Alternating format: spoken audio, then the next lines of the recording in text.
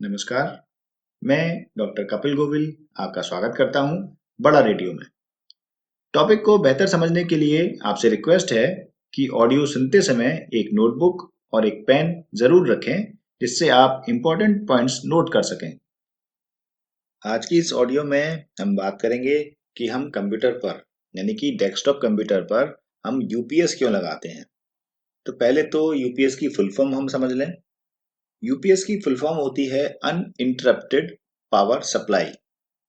तो जैसा कि इसकी फुल फॉर्म बताती है अनइंटरप्टेड मतलब बिना इंटरप्शन वाली, यानी कि कोई भी रुकावट नहीं होगा, उसमें कोई भी व्यवधान नहीं होगा, ऐसी पावर सप्लाई।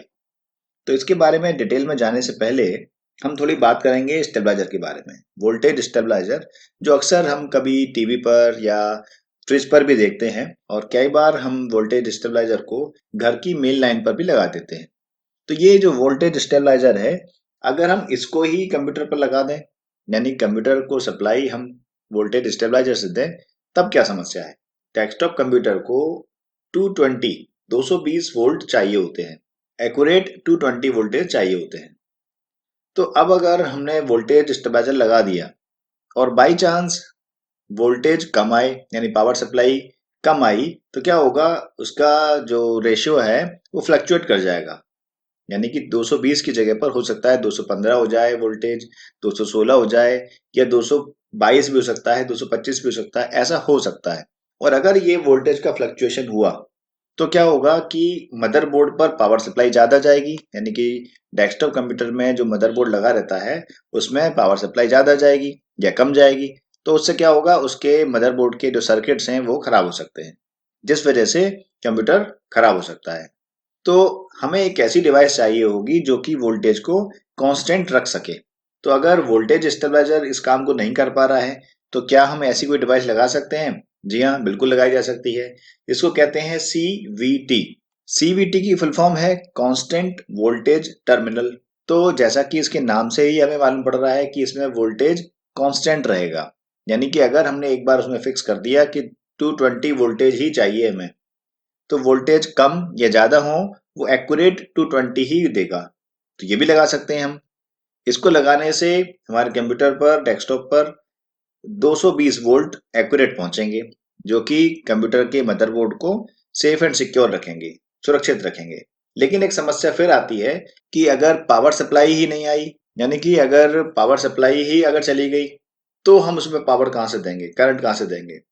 तो ऐसे में हमें एक बैकअप चाहिए होता है।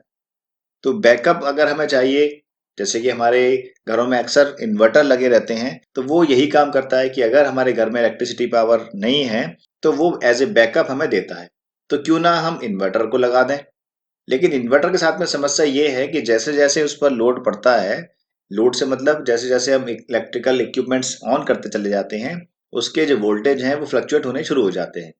तो वही समस्या आ गई फिर से कि अगर फ्लक्चुएट होगा तो मदरबोर्ड को नुकसान होगा, और नुकसान अगर हुआ तो कंप्यूटर हमारा ठीक से काम नहीं कर पाएगा, और हो सकता है काम करने लायक बचे ही नहीं।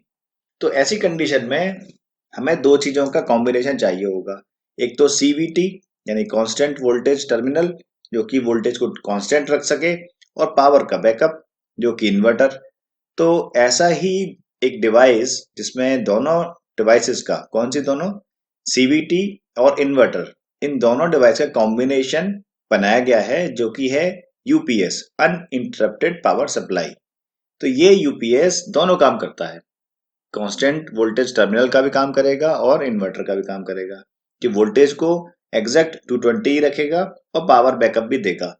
यूपीएस ज्यादातर 20 से 25 मिनट का या 30 मिनट का पावर बैकअप देते हैं। इतने टाइम में आप अपनी फाइल्स को, इस पर भी आप काम कर रहे हैं, इसको सेव करके सिस्टम शट डाउन कर सकते हैं। तो इसलिए हम यूपीएस को यूज करते हैं अपने डेस्कटॉप कंप्यूटर पर। उम्मीद है आपको समझ में आया होगा। मुझे पूरी उम्मीद है कि आपको इस ऑडियो से जरूर हेल्प मिली होगी। अगर आपको इस ऑडियो से थोड़ी सी भी हेल्प मिली हो तो आपसे रिक्वेस्ट है कि इस ऑडियो को अपने फ्रेंड्स के साथ जरूर शेयर करें।